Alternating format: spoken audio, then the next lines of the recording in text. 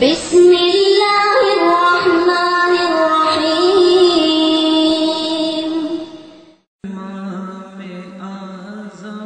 ابھی صدیق کو دیکھا ہے، یہ جمال کا مظہر نظر آتا ہے۔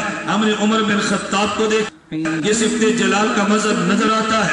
الحمدللہ نحمده ونستعینه ونستغفره ونؤمن به ونتوکل علیہ ونعوذ باللہ من شرور انفسنا ومن سیئات اعمالنا من يهده الله فلا مضل له ومن يضلل فلا هادي له ونشهد أن لا إله إلا الله وحده لا شريك له ونشهد أن سيدنا ومولانا محمدا عبده ورسوله أما بعد فأعوذ بالله من الشيطان الرجيم بسم الله الرحمن الرحيم قل إن كنتم تحبون الله فاتبعوني يحببكم الله ويغفر لكم ذنوبكم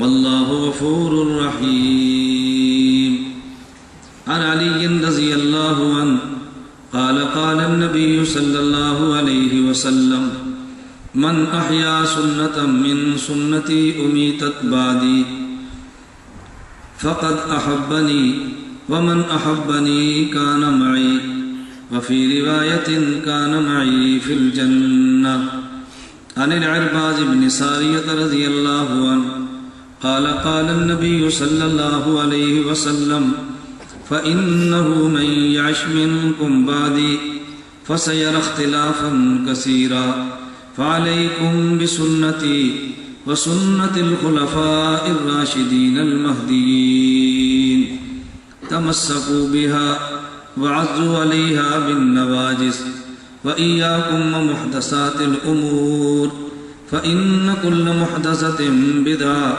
وكل بدعة ضلالة عن عبد الله بن بريدة عن أبيه رضي الله عنه قال قال النبي صلى الله عليه وسلم أصحابي كالنجوم فبأيهم اقتديتم اهتديتم عن عبد الله بن عمر رضي الله عنهما قال قال النبي صلى الله عليه وسلم إن الله لا يجمع أمة محمد على الضلالة عن علي رضي الله عنه قال سمعت رسول الله صلى الله عليه عن علي رضي الله عنه قال قلت يا رسول الله إن نزل بنا أمر ليس فيه بيان أمر ولا نهي فما تأمرنا فقال رسول الله صلى الله عليه وسلم تشاورون الفقهاء اللهم صل على محمد وعلى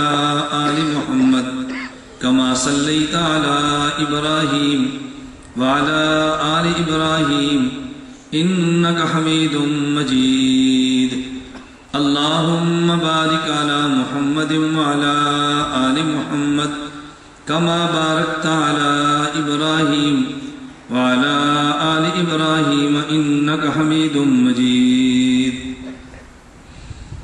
میرے نہایت معزز علماء کرام، نہایت واجب الاحترام بزرگوں، مسلک اہل سنت والجماعت سے تعلق رکھنے والے نوجوان دوستوں اور بھائیوں، میں نے آپ حضرات کی خدمت میں قرآن کریم کی ایک آیت کریمہ ذخیرہ احادیث میں سے خاتم الانبیاء صلی اللہ علیہ وسلم کی 5 مبارک احادیث تلاوت کی ہے۔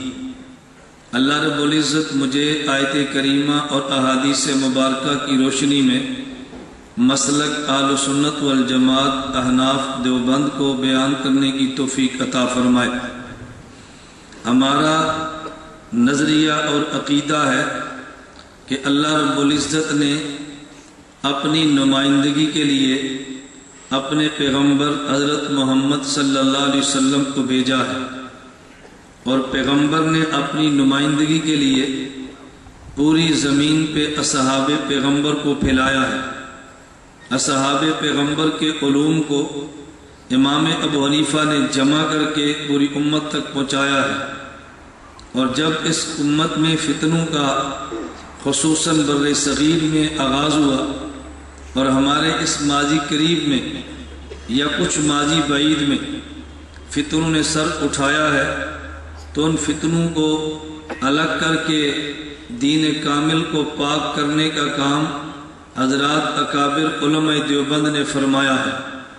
میں اس بات کو یوں عرض کروں گا کہ ایک کام ہمارے پیغمبر نے کیا، ایک کام پیغمبر کے صحابہ نے کیا، ایک کام حضرت امام اعظم ابو حنیفہ نے کیا، اور ایک کام علماء دیوبند نے کیا۔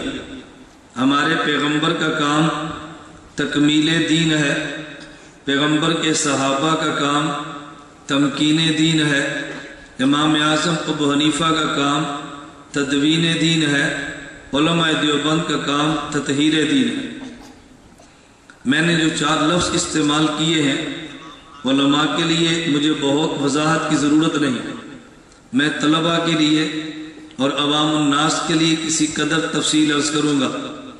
پیغمبر نے تکمیل دین فرمایا ہے، پیغمبر کے صحابہ نے تمکین دین فرمایا، حضرت امام اعظم ابو حنیفہ نے تدوین دین فرمایا، اور علماء دیوبند نے تطہیر دین فرمایا۔ جو دین خدا نے ہمیں دیا یہ پیغمبر کے واسطے سے دیا، ہمارا نظریہ اور عقیدہ ہے اگر پیغمبر کی ذات کو درمیان سے نکال دے، قرآن کریم کے الفاظ بھی نہیں ملتے، پیغمبر کو درمیان سے نکال دے، قرآن کریم کے معنی بھی نہیں ملتے، اللہ رب العزت کی ذات نے اپنا نمائندہ خاتم الانبیاء کو بنایا ہے، اسے میں یوں کہتا ہوں کہ مصطفیٰ نمائندہ خدا ہے۔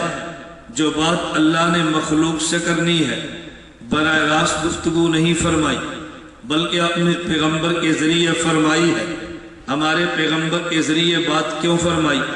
اللہ نے مجھے اور آپ کو پیدا عبادت کے لیے فرمایا ہے، اور عبادت نام ہے احکام خداوندی کو مان لینا، مان کے ان پہ عمل کر لینا۔ کوئی بندہ احکام خداوندی کو اس وقت مانے گا جب احکام خداوندی کو سنے گا۔ جب بندہ سنتا نہیں تو بات مانے گا کیسے؟ بندہ دیکھتا نہیں تو بات مانے گا کیسے؟ خدا کی ذات کو ہم نے دیکھا بھی نہیں ہے، خدا کی ذات کو سنا بھی نہیں ہے، تو جب اللہ کی بات کو سنے بھی نہ، اللہ کی ذات کو دیکھے بھی نہ، تو پھر اللہ کی بات پہ عمل کیسے کریں گے؟ خدا نے ہمیں پیغمبر وہ دیا ہے کہ جس نے خدا کی ذات کو دیکھا ہے اور خدا کی بات کو سنا ہے۔ یہ دیوبند کا نظریہ ہے، ہمارے پیغمبر نے خدا کی ذات کو دیکھا ہے اور خدا کی بات کو سنا ہے، اور فرمایا جو نبی میں نے دیا یہ اپنی مرضی سے بولتا نہیں ہے، وما ينطق عن الهوى ان هو الا وحی یوحی، بات اس میری ہوتی ہے، زبان میرے پیغمبر کی ہوتی ہے۔ مولانا جلال الدین رومی رحمۃ اللہ علیہ مثنوی روم میں تحریر فرماتے ہیں، گفتہ او گفتہ اللہ بود گرچہ از حلقوں میں عبداللہ بود، اگرچہ بات پیغمبر کی زبان سے نکلتی ہے لیکن بات پیغمبر کی اپنی نہیں ہے، بات پیغمبر کے خدا کی ہے۔ ہم نے خدا کی ذات کو دیکھا بھی نہیں ہے، خدا کی بات کو سنا بھی نہیں ہے، لیکن اللہ نے پیغمبر وہ دیا ہے کہ جس نے خدا کی ذات کو دیکھا ہے اور خدا کی بات کو سنا ہے۔ ایک غیر مقلد بیان کر رہا تھا، اہل حدیث عالم تقریر میں کہنے لگا ہم نہیں مانتے کہ اللہ کے نبی نے خدا کو دیکھا ہے۔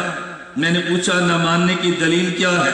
کہتے ہیں موسیٰ علیہ السلام نے خدا سے عرض کیا رب ارنی، اللہ میرا دل کرتا ہے میں آپ کو دیکھ لوں، مجھے اپنی ذات دکھا دیجیے۔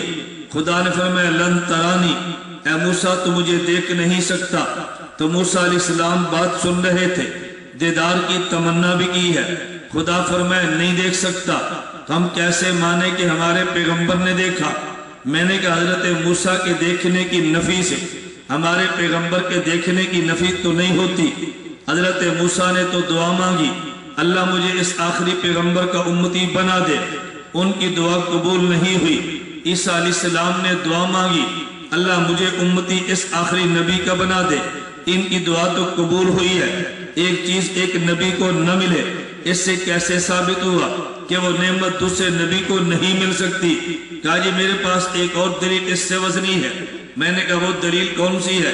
कहता है कुरान करीम में है, ला तुदरिकुल अबसार वहुव युदरिकुल अबसार। कोई आंख खुदा को नहीं देख सकती, अल्लाह सारी आंखों को देखते हैं। अल्लाह ने सब आंखों की नफी कर दी, कोई भी नहीं देख सकती।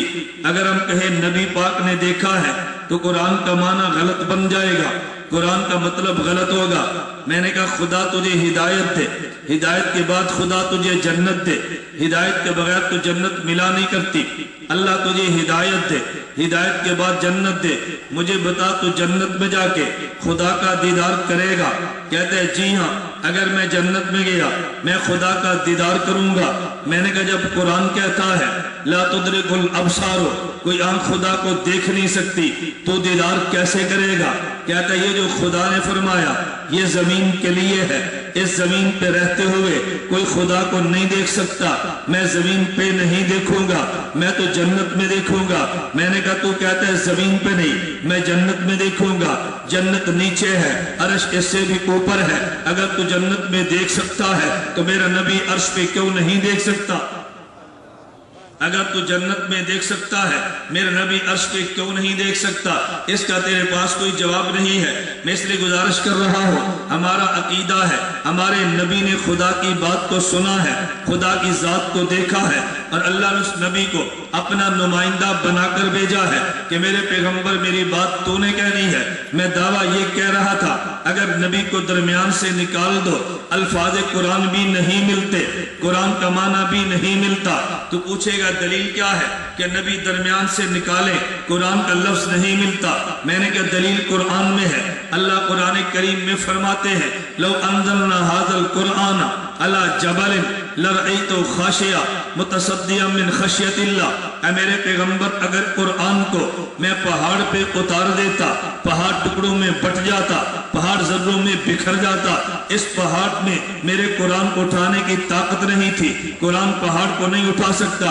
फिर हमारे ज़हन में सवाल आता है, अभी ये संदेह मौजूद है, अभी कुतुब इनाम की तकसीम दी जाएंगी। भैया अशरफ उलूम के मदरसे के हमने तालिब इल्म को देखा है, ये 10 साल का बच्चा है, ये कुरान उठा रहा है। हमने करक के कितने मदरसों में तलबा को देखा, अभी मदरसे में गए थे, बच्चों में इनामात तकसीम किए। ये कौन है? दर्जा हिफ्ज़ का तालिब इल्म है, इसने 100 नंबर लिए।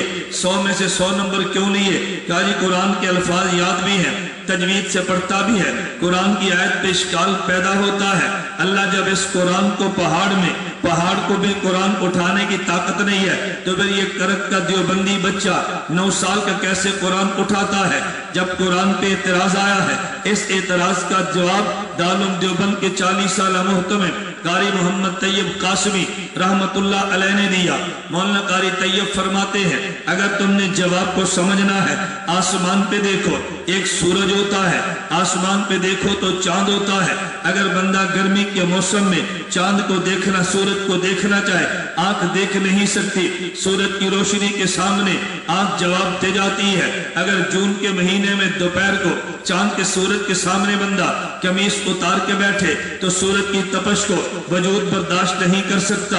अगर तुमने सूरज को देखा, आंख रोशनी के सामने जवाब दे गई है, सूरज के सामने बैठे हैं तो जिस्म सूरज की तपश के सामने लाजवाब हुआ है। लेकिन जब 14वीं की रात को चांद निकलता है तो चांद की रोशनी को देखो, आंख को मजा आता है चांद की चांदनी के सामने। अगर तुम अपने वजूद से कमीज उतार के बैठो, बदन में ठंडक महसूस होती है। सूरज को मुनीर कहते हैं, चांद को मुस्तनीर कहते हैं। सूरज रोशनी देता है, चांद रोशनी लेता है। सूरज की रोशनी को ज़िया कहते हैं और चांद की रोशनी को नूर कहते हैं। ज़िया में शिद्दत होती है और नूर में नरमी होती है। हमने सूरज को देखा तो रोशनी है, जब चांद में गई तो ये नूर बना है। सूरज को देखा तो हरारत है, जब चांद से गुजरी तो बुरुदत बनी है। मेरी दलील पे तवज्जो रखना, अगर सूरज को देखा है आंख जवाब दे गई है, लेकिन अगर जब चांद को देखा है آنکھ کو لذت آئی ہے، سورج کے سامنے بیٹھے ہیں تو بدن جواب دے گیا ہے، چاند کے سامنے بیٹھے ہیں تو پھر بدن کو راحت محسوس ہوئی ہے۔ اس کی وجہ یہ ہے کہ سورج جلال والا تھا، اس کی روشنی بھی جلالی ہے، سورج جلال والا تھا، سورج کی تپش بھی جلالی ہے، اور چاند یہ جمال والا تھا، چاند کی روشنی بھی جمالی ہے۔ چاند جمال والا تھا تو چاند کی روشنی بھی جمالی ہے، چاند کی ٹھنڈک بھی جمالی ہے۔ سورج جلال والا ہے، اس کی روشنی کو آنکھ برداشت نہیں کرتی، سورج جلال والا ہے، اس کی تپش کو جسم برداشت نہیں کرتا، لیکن جب سورج کی جلالی روشنی چاند کے جمال سے گزر کے آتی ہے تو دیکھنے میں مزہ آتا ہے۔ جب سورج کی جلالی تپش چاند کے جمال سے گزرتی ہے تو برودت اور ٹھنڈک میں لطف آتا ہے۔ میرا اللہ جلال والا ہے، میرا محمد جمال والا ہے، خدا کا کلام جلالی ہے۔ اگر خدا کا جلالی کلام پہاڑ پہ اترتا، پہاڑ ٹکڑوں میں بٹ جاتا، خدا نے جلالی کلام کو پہلے محمد کے جمالی سینے پہ اتارا ہے، پھر محمد کی جمالی زبان سے نکلا ہے، تو جس جلالی کلام کو پہاڑ میں اٹھانے کی طاقت نہ تھی، یہ میرے محمد کے جمال کی برکت ہے، اس کو اشرف العلوم کا 10 سالہ بچہ اٹھا رہا۔ اگر یہ پیغمبر کا جمال درمیان میں نہ ہوتا تو قرآن کو کون اٹھا سکتا تھا؟ پیغمبر کو درمیان سے نکال دے، الفاظ قرآن نہیں ملتے۔ میں ایک نکتہ عرض کرتا ہوں، کبھی تم نے دیکھا ہے قاری قرآن کا وہ ہمیشہ جلال میں ہوتا ہے، اس کو دیکھ کر بھی بچہ ڈر جاتا ہے، اور کبھی شیخ الحدیث کو دیکھو، حدیث پڑھانے والے اساتذہ کو، ان میں جمال ہی جمال ہے، ان کو دیکھ کر بھی بچوں پر روب طاری نہیں ہوتا، محبت بڑھ جاتی ہے۔ قاری میں دیکھ تو جلال نظر آتا ہے، شیخ الحدیث میں دیکھ تو جمال نظر آتا ہے۔ یہ عیب کی بات نہیں ہے، اس کی وجہ کہ قاری کے ہاتھ میں کلام جلالی ہے، شیخ الحدیث کے ہاتھ میں کلام جمالی ہے۔ ادھر ظہور جلال ہے، ادھر ظہور جمال ہے، ادھر ظہور جلال ہے، ادھر ظہور جمال ہے۔ وہ جلالی کلام پڑھتا ہے تو روح بھی جلال والا ہے، یہ جلالی جمالی حدیث پڑھتا ہے تو انداز بھی جمال والا ہے۔ اس پہ غلبہ جلال کا ہے اور اس پہ غلبہ جمال کا ہے۔ میرا اللہ کبھی صفت جلال کا ظہور کرتا ہے، کبھی اللہ صفت جمال کا ظہور کرتا ہے، توجہ رکھنا۔ اور اللہ دونوں صفتیں پیغمبر پہ نازل فرماتے ہیں، پیغمبر خدا کی صفات کا مظہر بنتا ہے، کبھی نبی پہ صفت جلال نظر آتی ہے، کبھی نبی پہ صفت جمال نظر آتی ہے، توجہ رکھنا۔ میں ایک نکتہ عرض کرتا ہوں، آپ نے سنا ہوگا اور دیکھا بھی ہے، عملی مشاہدہ بھی ہے۔ فجر مغرب عشاء کی نماز میں قاری اونچی آواز سے قرآن پڑھتا ہے، اور زور عصر کی نماز میں قاری آہستہ قرآن پڑھتا ہے۔ ابھی ظہر کی نماز ہے، قاری کی زبان بند ہے، اونچی آواز سے قرآن نہیں پڑھتا۔ عصر کی نماز کو دیکھ لے، قاری تب بھی خاموش ہے، اونچی آواز سے تلاوت نہیں کرتا، اور جو ہی مغرب کی اذان ہوگی اور مغرب کی جماعت کے لیے کھڑا ہوگا، الحمدللہ رب العالمین، قاری صاحب امام صاحب اونچی آواز میں تلاوت کرتے ہیں۔ کبھی تو نے غور کیا ہے زور عصر کی نماز میں یہ قرآن آہستہ کیوں ہے؟ فجر مغرب عشاء کی نماز میں قرآن اونچی آواز سے یہ جاری نماز کیوں بنتی ہے؟ اس کی وجہ یہ ہے، ایک میرے اللہ کی صفت جلال ہے، ایک خدا کی صفت جمال ہے۔ تم نے دنیا میں دیکھا ہے، اگر باپ جمال کے اندر ہو تو بیٹے گھر میں کھیلا کرتے ہیں، اور جب باپ جلال کے اندر آ جائے تو ماں کہتی ہے باپ بہت غصے میں ہے، اندر ہٹ جا۔ آپ نے دیکھا ہوگا کہ جب بڑا جمال میں ہو تو پھر چھوٹے اچکیلیاں کرتے ہیں، اور جب بڑا جلال کے اندر آئے تو پھر بولنے کی ہمت کوئی نہیں کرتا۔ خدا کی صفت جلال بھی ہے، خدا کی صفت جمال بھی ہے۔ جب سورج طلوع ہوتا ہے صفت جلال کا ظہور ہوتا ہے، اور جب سورج غروب ہوتا ہے تو صفت جمال کا ظہور ہوتا ہے۔ جب صفت جمال کا ظہور ہے بندہ قرآن بلند آواز سے پڑھتا ہے، اور جب صفت جلال کا ظہور ہوتا ہے تو پھر قاری قرآن بھی آہستہ پڑھتا ہے۔ دن کی نمازیں سری بنتی ہیں اور رات کی نمازیں جہری بنتی ہیں، اس کی وجہ کہ رات کو ظہور جمال کا ہے اور دن کو ظہور جلال کا ہے۔ میں ایک بات اور بھی کہتا ہوں، اللہ یہ دونوں صفتیں میرے پیغمبر کو دیتے ہیں، پیغمبر دونوں صفتیں اصحاب کو دیکھتے ہیں۔ ہم نے پیغمبر کے صحابی صدیق کو دیکھا ہے، یہ جمال کا مظہر نظر آتا ہے۔ ہم نے عمر بن خطاب کو دیکھا، یہ صفت جلال کا مظہر نظر آتا ہے۔ صدیق اکبر رات کو تلاوت کرتے ہیں، قرآن اونچی آواز سے قرآن آہستہ پڑھتے ہیں۔ پوچھا صدیق آہستہ قرآن کیوں پڑھتے ہو؟ فرمایا یہ سونے والا کی اٹھ نہ جائے۔ عمر بن خطاب کو دیکھا قرآن اونچی آواز سے پڑھتے ہیں، پوچھا تم اونچی آواز سے کیوں پڑھتے ہو؟ کہا میں جو پڑھتا ہوں تو کیوں سویا ہوا ہے؟ صدیق پہ غلبہ جمال کا ہے، عمر پہ غلبہ جلال کا ہے۔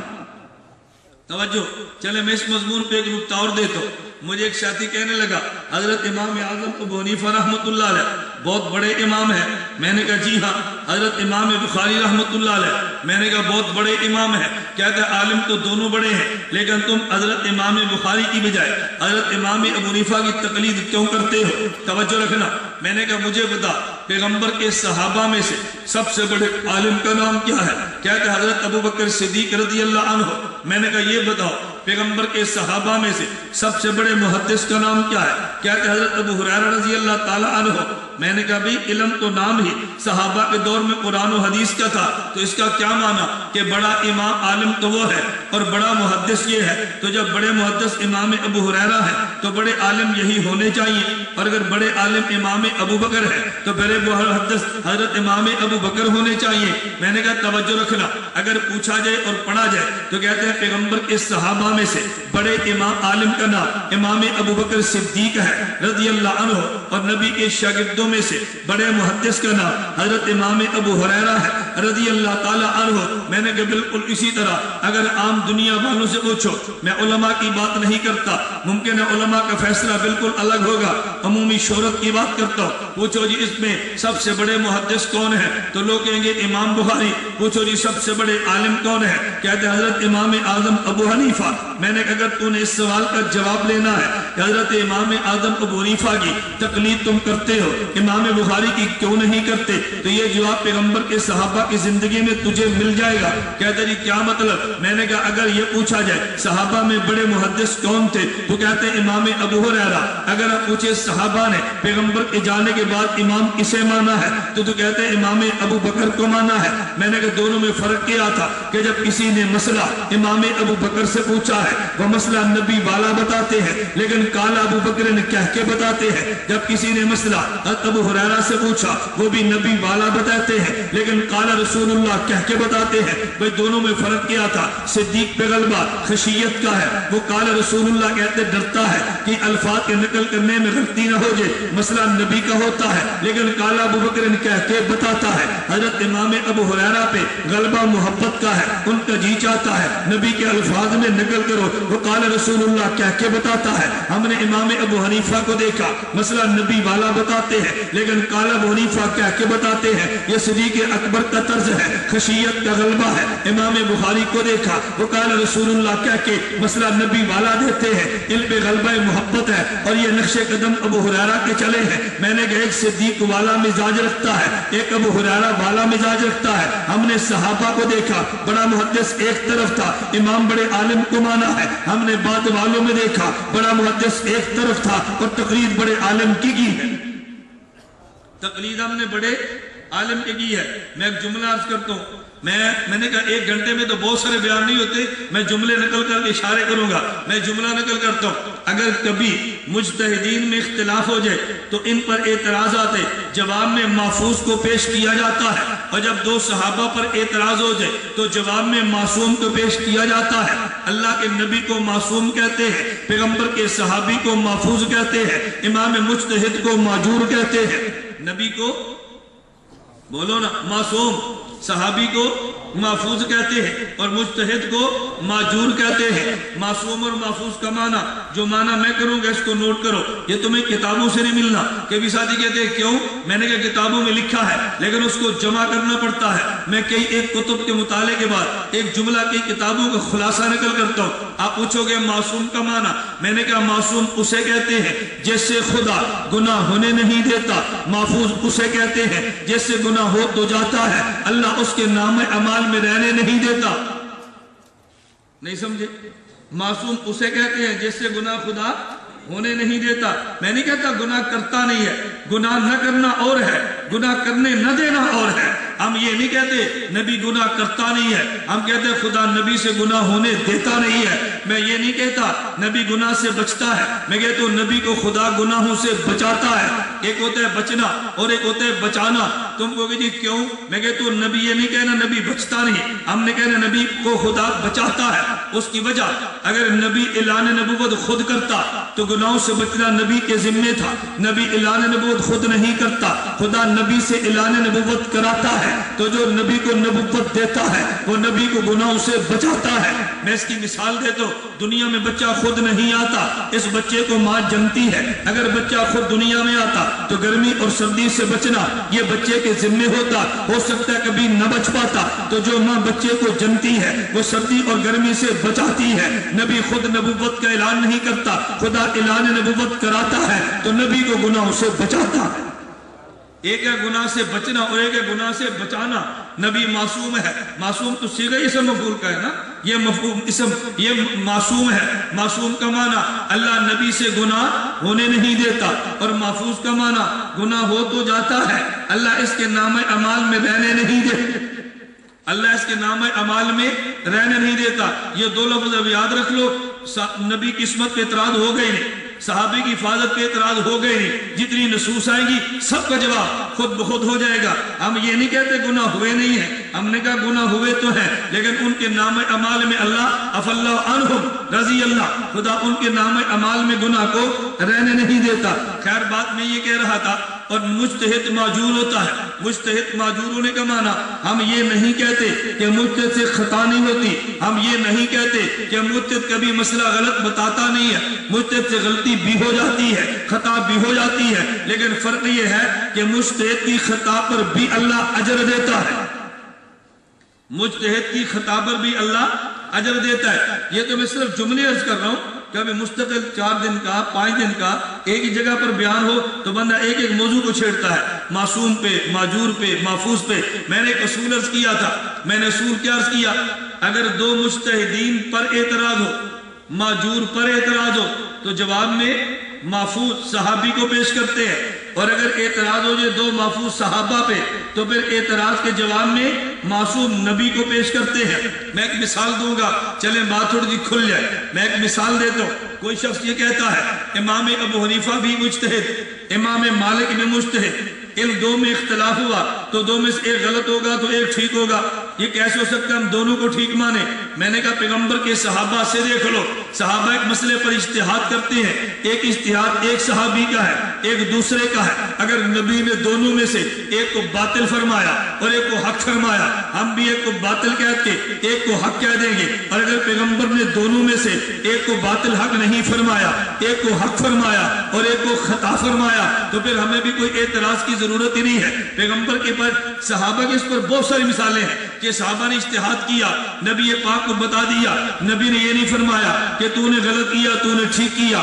سنن نسائی میں کتاب التیمم میں روایت موجود ہے، ابو سعید خدری رضی اللہ عنہ فرماتے ہیں دو صحابی نکلے، سفر پہ گئے تھے، راستے میں پانی نہیں ملا، نماز کا وقت آ گیا، تیمم کیا تو نماز پڑھ لی، ابھی نماز کا وقت باقی تھا، پانی مل گیا، اب دونوں میں اختلاف ہو گیا۔ ایک نے کہا بھی نماز میں تیمم کو حکم یہ تھا کہ جب پانی نہ ملے تیمم کرو، پانی نہیں ملا، ہم نے تیمم کر لیا، ابھی نماز کا وقت تو باقی ہے تو وضو کر کے نماز پڑھ سکتے ہیں، پہلی نماز ختم ہو گئی، وضو کر کے نماز پڑھنی چاہیے، عذر جو ختم ہو گیا۔ دوسرا صحابی کہنے لگا ہمیں حکم یہ تھا کہ جب پانی نہ ملے تیمم کرو، ہمیں پانی نہیں ملا تیمم کر لیا، اب نماز کے وقت میں پانی مل بھی گیا، دوبارہ نماز میرے ذمہ نہیں ہے، میں نے حکم خداوندی پہ عمل کر لیا ہے۔ ایک نے وضو کیا، نماز کو لوٹا لیا، اور دوسرے نے وضو کر کے نماز کو لوٹایا نہیں ہے، پہلی نماز کو کافی سمجھا۔ یہ دونوں پیغمبر کے صحابی سفر سے واپس لوٹے، اللہ کے نبی کی خدمت میں گئے، نبی سے مسئلہ پوچھا، حضور آپ فرمائے، اللہ کے نبی کا جواب سنو، فرمایا جس بندے نے نماز کو وضو کیا، نماز دوبارہ پڑھی ہے، تجھے دو نمازوں کا اجر مل گیا، پہلی کا بھی اجر ملا ہے اور دوسری کا بھی ملا ہے، اور جس بندے نے دوبارہ وضو کر کے نماز کو لوٹایا نہیں ہے، فرمایا فقد اصبت سنت، اصل مسئلہ تیرا ہے، اصل مسئلہ تیرا ہے، اس سے خطا ہوئی ہے لیکن اجر اس کو بھی ملا ہے۔ تو جب اختلاف دو مجتہدین میں ہوگا، لوگ ان پر اعتراض کریں گے، ہم جواب میں صحابہ محفوظ پیش کریں گے، اور جب دو محفوظوں پر اعتراض ہوگا تو پھر ہم جواب میں دو محفوظ نہیں دو معصوم پیش کریں گے۔ اس پر ذرا میرا استدلال سمجھنا، نبی کریم صلی اللہ علیہ وسلم وفات پا گئے، توجہ رکھنا، استدلال ذرا سمجھنا، اشکال بھی حل ہوگا، ہمارے اصول کو بھی دیکھیں۔ نبی کریم صلی اللہ علیہ وسلم وفات پا گئے، حضرت عمر بن خطاب آ گئے، انہوں نے کہا حضور پاک صلی اللہ علیہ وسلم زندہ ہیں۔ اگر کسی نے کہا حضور وفات پا گئے ہیں میں ہاتھ اور پاؤں کاٹ دوں گا، باقی صحابہ کہنے لگے نہیں نہیں حضور وفات پا گئے ہیں، اختلاف ہو گیا نا، بولو نا، اختلاف کن میں ہے؟ دو صحابہ دو محفوظ میں، ایک صحابی کہتے ہیں حضور فوت ہو گئے، دوسرا کہتے ہیں حضور زندہ ہے۔ اب اس مسئلے کا حل کیا ہوگا؟ توجہ رکھنا، نبی کریم صلی اللہ علیہ وسلم نے خواب دیکھی، خواب میں دو فرشتوں کو دیکھا، ایک فرشتہ کہنے لگا حضور جاگ رہے ہیں، دوسرے نے کہا نہیں حضور سو رہے ہیں۔ دونوں فرشتے معصوم، دونوں معصوم ہیں نا، ایک نے کہا حضور جاگ رہے ہیں اور دوسرا کہتے ہیں حضور سو رہے ہیں۔ نبی پاک صلی اللہ علیہ وسلم نیند سے بیدار ہوئے، اپنا خواب بیان کیا کہ ایک فرشتے نے میرے بارے میں کہا حضور سو رہے ہیں اور دوسرے نے میرے بارے میں کہا حضور جاگ رہے ہیں۔ اللہ کے نبی نے فرمایا دونوں ٹھیک کہتے ہیں۔ کیا فرمایا؟ دونوں ٹھیک کہتے ہیں۔ جس کی نگاہ میری آنکھ پر ہے اس نے کہا حضور سو رہے ہیں، اور جس کی نگاہ میرے دل پر ہے اس نے کہا حضور جاگ رہے ہیں۔ توجہ رکھنا، حضور جاگ رہے ہیں۔ کاڑوی فرمایا کرتے تھے جن صحابہ کی نگاہ نبی کی آنکھ پر ہے کہا حضور فوت ہو گئے ہیں، عمر کی نگاہ حضور کے دل پر ہے کہا حضور زندہ ہے۔ یہ سمجھے؟ تو جس فرشتے کی نگاہ آنکھ پر ہے اس نے کہا سو گئے، اور جس کی نگاہ دل پر ہے اس نے کہا کیوں؟ عینایت تنامان ولا ینام قلبی، نبی کی آنکھ سوتی ہے اور نبی کا دل جاگتا ہے۔ مولانا نانوتوی فرماتے ہیں کہ نیند اور موت تو دونوں بہنیں ہوتی ہیں، جیسے سو جائے تو نبی کی آنکھ سوتی ہے، نبی کا دل جاگتا ہے، اسی طرح جب موت آ جائے تو امتی کی روح دل اور آنکھ دونوں سے نکلتی ہے اور نبی کی آنکھ سے نکل کے دل میں سمٹتی ہے۔ یہ مولانا قاسم نانوتوی کی اپنی تحقیق ہے، ہمارے مشائخ میں سے ہے۔ میں صرف بات یہ سمجھا رہا تھا کہ جب دو محفوظ میں اختلاف ہے، ہم نے دلیل میں دو معصوموں کو پیش کیا، سیدنا صدیق اکبر آئے، انہوں نے فیصلہ فرما دیا۔ میں ایک جملہ کہتا ہوں، میں کہتا ہوں عام صحابہ کی نگاہ نبی کی آنکھ پر ہے، ابو بکر صدیق کی نگاہ نبی کے دل، حضرت عمر کی نگاہ نبی کے دل پر ہے، اور صدیق سے زیادہ حضور کے مزاج کو سمجھنے والا کوئی بندہ مانے جنا ہی نہیں ہے۔ صدیق کی نگاہ حضور کی آنکھ پر بھی ہے، حضور کے دل پر بھی، حضور کی آنکھ پر بھی، حضور کے۔ اب صدیق اکبر نے فیصلہ کیا فرمایا؟ اس فیصلے کو میں آپ کے لفظوں میں سمجھاتا ہوں۔ دیکھو جب نبی سو جائے، جب نبی دل جاگ رہا ہوتا ہے یا سو رہا ہوتا ہے؟ بولو، لیکن کہتے کیا ہے؟ حضور سو گئے یا جاگتے ہیں؟ کہتے تو یہی ہے نا، حالانکہ دل جاگ رہا ہے مگر کہتے کیا ہے؟ سو گئے۔ حضرت صدیق نے سمجھایا عمر اگرچہ نبی کا دل زندہ ہو لیکن کہنا یہی ہے کہ وفات پا گئے، جیسے نبی کا دل جاگ رہا ہو کہتے یہی ہے کہ سو گئے، نبی کا دل زندہ ہو کہنا یہی ہے کہ وفات پا گئے، جیسے نبی کی نیند اتنی ہی ہوتی ہے تو نبی کی موت بھی اتنی ہی ہوتی ہے۔ حضرت عمر کہتے ہیں مجھے مسئلہ سمجھ آ گیا، آج کی امت کو سمجھ نہیں آ رہا، آج لوگوں کو نہیں سمجھ آ رہا، اور اللہ کی قسم اٹھا کر میں کہتا ہوں مسئلہ حیات مشکل نہیں ہے۔ میں ایک الجھن دور کرتا ہوں، ہم میں سے بہت سارے احباب نے مسئلہ حیات کو سمجھا نہیں ہے، اور نہ سمجھنے کی وجہ سے اسے اشکال پیش آتا ہے، اور تو جو الجھن ہوتی ہے یہ بات نہ کرنا، یہ نہ چھیڑنا، یہ مسئلہ مناسب نہیں، ہمارے خطے کے لیے ٹھیک نہیں۔ میں نے کہا عجیب بات ہے، جس مسئلے کا منکر 1957 سے پہلے 1400 سال میں کوئی نہ ملے، اس مسئلے پر بھی تمہیں شبہ ہوتا ہے کہ اس کو بیان کریں یا بیان نہ کریں، کہ امت کا اجماعی مسئلہ ہے۔ خیر بات لمبی ہو گئی، میں نے بات یہاں سے شروع کی تھی، ایک صفت جلال ہے اور ایک صفت ہے نا ذہن میں، آپ تھوڑا سا واپس ہے، ایک صفت جلال ہے ایک صفت جمال ہے۔ میں کہہ یہ رہا تھا خدا نے دونوں صفت جمال صفت جلال بھی موجود ہے، میں اس سے بات نہیں کرتا، میں تو نقطہ عرض کر رہا تھا کہ اللہ کا کلام بھی اگر نبی کو درمیان سے نکال دے ہمیں کلام خدا کا مل ہی نہیں سکتا۔ الفاظ خداوندی بھی تبھی ملیں گے جب پیغمبر کی ذات درمیان میں موجود ہوگی۔ توجہ رکھنا، اس پر میں نے دلیل دی تھی، لو انزلنا ھذا القرآن علی جبل، میں نے کہا تھا اعتراض آیا تھا، جواب دیوبند والوں نے دیا ہے۔ میرا مستقل ایک عنوان ہے، کبھی آپ کی کرک میں آیا، مستقل میرا ایک عنوان ہے کہ جب قرآن پہ اعتراض ہوتا ہے جواب دیوبند والا دیتا ہے، جب دیوبند والے پر اعتراض ہوتا ہے دفاع اللہ کا قرآن کرتا ہے۔ یہ مستقل عنوان ہے، ایک مسئلہ نہیں، میں مسائل کی فہرستیں گنوا دوں گا کہ جب حدیث پر اعتراض ہوتا ہے تو جواب دیوبند والا دیتا ہے، اور جب اعتراض دیوبند والے پر ہو تو پھر دفاع پیغمبر کی حدیث کرتی ہے۔ اعتراض قرآن پہ آیا تو جواب پھر مولانا قاری محمد طیب قاسمی نے دیا ہے۔ میں بتا یہ رہا تھا کہ چونکہ نبی نمائندہ خدا ہے، اللہ کے کلام کے الفاظ بھی نبی کو درمیان سے نکال دے تو نہیں مل سکتے۔ اگلا جملہ اگر نبی کو درمیان سے نکال دے تو نبی قرآن کے الفاظ کا معنی بھی کوئی نہیں بتا سکتا۔ اگر کلام کے لفظ چاہیے تب بھی نبی دیں گے، اگر کلام کا معنی چاہیے تب بھی نبی پاک دیں گے۔ اس پر میں ایک مثال دیتا ہوں، زیادہ مثالیں نہیں، آپ اہل علم ہے، مسائل جمع کریں اور مزید اس عنوان کو بیان فرمائیں۔ ایک مثال ذہن میں رکھے، قرآن کی آیت اتری ہے الذین آمنوا ولم یلبسوا ایمانهم بظلم اولئک لهم الامن وهم مہتدون، کہ جو بندہ ایمان لایا، ایمان کے ساتھ ظلم کو ملنے نہیں دیا، اللہ اسے امن بھی دے گا، اللہ اسے ہدایت بھی دے گا۔ پیغمبر کے صحابہ چونکہ عربی والے تھے، عربی جانتے تھے، قرآن کی آیت اترتی پریشان ہو جاتے۔ ہم نہ عربی جانتے ہیں نہ امام کو قرآن سن کے پریشان ہوتے ہیں، کوئی عربی جانے گا تو پھر قرآن کی آیت سن کے پریشانی بھی ہوگی۔ صحابی رسول آگے، انہوں نے کہا یا رسول اللہ ایونا لم یظلم شیئا، ظلم کا معنی ہوتا ہے کچھ کمی کر دو، کچھ بیشی کر دو، کمی بیشی کا نام ظلم ہے۔ اللہ کے نبی بحیثیت بشر، ہم نبی تو نہیں ہیں لیکن بحیثیت بشر غیر نبی، کچھ کمی بیشی تو ہر کسی سے ہو جاتی ہے۔ قرآن کریم نے بڑی سخت شرط لگا دی الذین آمنوا ولم یلبسوا ایمانهم بظلم، جو بندہ ایمان لایا، ایمان کے ساتھ ظلم کو ملنے نہ دیا، اللہ اسے امن بھی دے گا، اللہ ہدایت بھی دے گا۔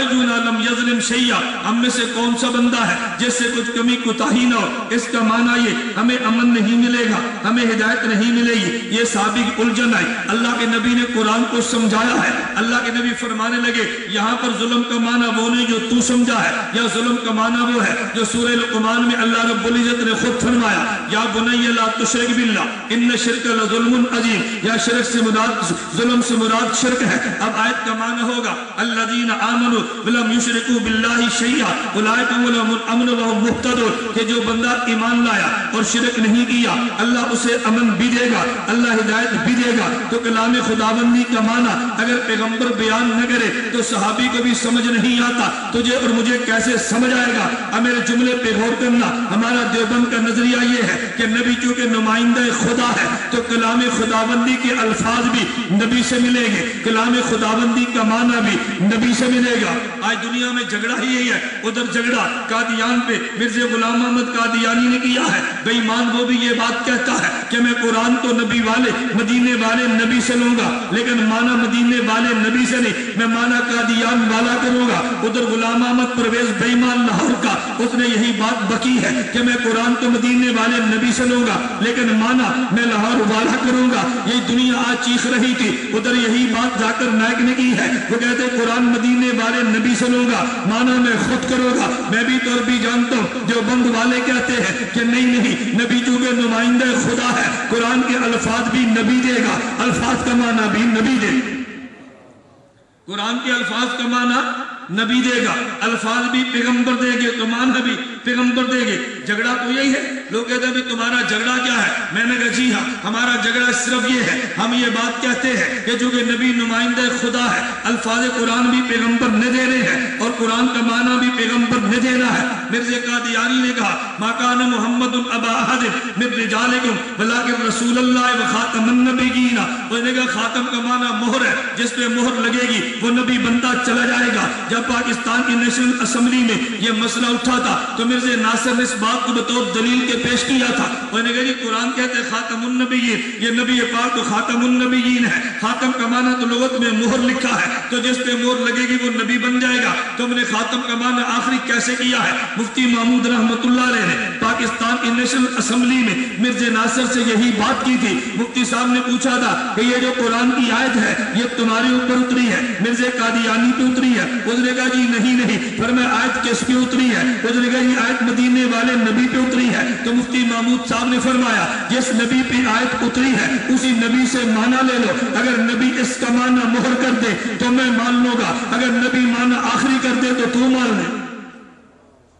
حضور اس کا معنی مہر کرے تو ہم مان لیں گے، اگر حضور اس کا معنی آخری کرے تو پھر تو مان لے۔ ہم نے قرآن کو لغت عرب سے نہیں، ہم نے اس سے سمجھنا ہے کہ جس پہ قرآن اترا ہے، جو لغت عرب سے ہمیں غرض نہیں ہے، ہمیں تو پیغمبر کی ذات سے غرض ہے۔ میں یہ کہہ رہا تھا کہ قرآن کریم توجہ میں ایک مرتبہ ملتان کے علاقے میں گیا، ایک آدمی سے گفتگو چلی، گفتگو کس سال سے، بوڑھا آدمی ہے، مولوی نہیں ہے، مولانا طارق جمیل دامت برکاتہم، اس کو دعوت دینے کے لیے گئے، اس نے آگے بحث چھیڑ دی، انہوں نے کہا جی قرآن میں عذاب و ثواب قبر نہیں ہے، اگر تم مجھے قرآن سے عذاب و ثواب قبر بتا دو گے تو میں مان لوں گا، اگر نہیں بتاتے میں نہیں مانتا۔ مولانا طارق جمیل عالم ضرور ہے لیکن مولانا طارق جمیل مناظر نہیں ہے، علم الگ چیز ہے، فن مناظرہ الگ چیز ہے، میری بات کو محسوس نہ فرمانا۔ مولانا پہ اعتراضات لگے، وہ تو دفاع میں نے کی ہے، کسی تبلیغ والے نے دفاع نہیں کیا، مولانا کا دفاع تو میں نے کیا ہے، تو نیٹ پہ سی ڈی اٹھا کے دو دے، میں نے دندان شکن جواب میں نے دیے، اور بحمداللہ تعالی جتنے اعتراضات تبلیغ جماعت پہ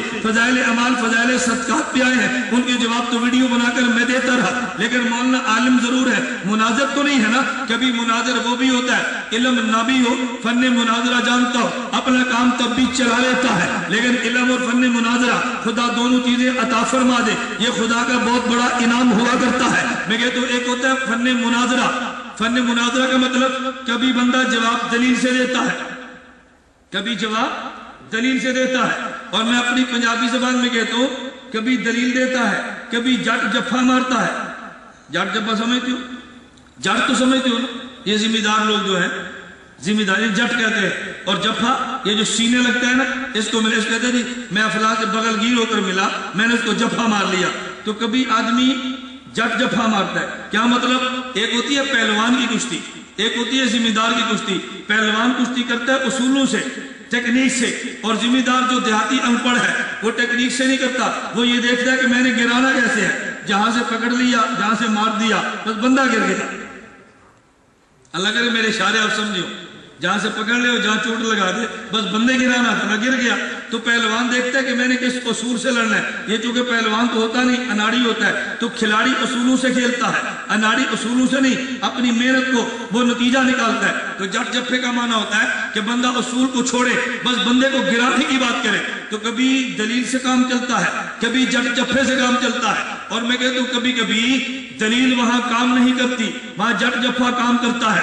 ایک عیسائی پادری سے مولانا کا مناظرہ چل رہا تھا، مناظرہ اس بات پہ تھا، عیسائی پادری کہنے لگا عیسیٰ علیہ السلام اللہ کے بیٹے ہیں، مناظر اسلام کہنے لگے، عالم دین فرمانے لگے خدا کا تو کوئی بیٹا نہیں، لم یلد ولم یولد ہے، دلائل چلتے رہے، 2 گھنٹے کی بحث ہوئی۔ ایک ذمہ دار وہاں سے ان پڑھ اٹھا، انہوں نے کہا مولوی جی تو مجھے اجازت دو، اس سے ایک بات میں بھی کرتا ہوں۔ مولوی صاحب کہنے لگے یہ بڑا کھران قسم کا بے ایمان حرامی عیسائی ہے، یہ مجھ سے قابو نہیں آ رہا، تو کیسے قابو کرے گا؟ انہوں نے کہا تم نے 2 گھنٹے لگائے، ایک بات مجھے کرنے دو۔ لوگوں نے کہا مولوی صاحب کوئی بات نہیں، ایک بات اس کو بھی کہہ لینے دو۔ وہ ذمہ دار کھڑا ہوا، اس عیسائی پادری سے کہنے لگا عیسائی پادری یہ بتا خدا کی عمر کتنی ہے، یہ بتا خدا کی عمر کتنی ہے۔ عیسائی پادری کہتے وہ تو کروڑوں اربوں سال سے بھی زیادہ، اللہ تو ازل سے ہے، بہت لمبی عمر ہے۔ انہوں نے کہا یہ بتا خدا کی قدرت کتنی ہے، خدا کی قدرت کتنی ہے؟ انہوں نے کہا قدرت کا تو اندازہ ہی نہیں ہے، وہ تو زمین و آسمان، وہ تو عرش و فلک کا مالک ہے۔ انہوں نے کہا اچھا یہ بتا خدا کے بیٹے کتنے ہیں، خدا کے؟ انہوں نے کہا ایک۔ انہوں نے کہا عمر کتنی ہے، بہت لمبی، قدرت کتنی ہے، بہت زیادہ، طاقت کتنی ہے، بہت زیادہ، بیٹے کتنے ہیں، ایک۔ انہوں نے کہا پھر کھوتے دیا پترا مینو خدا من، میرے 50 سال عمر ہے 10 پتر رہے، سمجھئے؟ انہوں نے کیا کہا کھوتے دیا پترا گدھے کے بچے، پھر مجھے خدا مان، اگر بیٹا ہونا کسی خدا کی صفت ہے تو پھر مجھے خدا مان، میری 50 سال عمر ہے اور 10 بیٹے ہیں۔ یہ کیسا خدا ہے، اتنی طاقت، اتنی عمر اور ایک بیٹا؟ اب اس کا جواب عیسائی پادری کے پاس ہے، کیوں؟ یہ دلیل نہیں تھی، جٹ جفا تھا۔ یہ دلیل نہیں تھی، یہ کیا تھا؟ جٹ جفا۔ ایک غیر مقلد ہمارے پنجاب میں ایک بہت بڑے ذمہ دار ہیں، ان سے عشر وصول کرتے تھے، ہماری ان سے یاری لگ گئی، عشر ختم ہو گیا، جن سے ہماری یاری لگتے ہیں عشر ختم ہوتا ہے۔ میں بس اوقات ساتھیوں کو مشورہ دیتا ہوں بھئی ہمارے پوسٹر کو لے لو، دکان پہ لگا لو، ساتھی ہماری بات سمجھتے نہیں ہیں۔ میں نے کہا میں پوسٹر بیچ رہا، میری بات مانو تو صحیح۔ سرگودا دکاندار ہمارے ہمسائے گاؤں میں ہے، اس کی دکان تھی، میں نے کہا میرے مدرسے کا غلہ لو اپنی دکان پہ رکھ دو، مجھے کہتے آپ بھی چندہ کرتے ہیں، میں نے کہا ضرورت ہو تو کرتے بھی ہیں، لیکن یہ تجھے میں نے چندے کے لیے نہیں دیا، وہاں میرا غلہ رکھ دو۔ اس نے خیر غلہ رکھ دیا، 2 ہفتے کے بعد مجھے ملنے کے لیے آیا، کہتے استاد جی بہت عجیب بات ہوئی۔ میں نے کہا کیا ہوا؟ کہتے ہر ہفتے ایک غیر مقلد آتا، میری دکان پہ اپنا ہفتہ وار اخبار دیتا تھا، جب سے آپ کا غلہ ہے اس کو دیکھ کر چلا جاتا ہے، کبھی نہیں آتا۔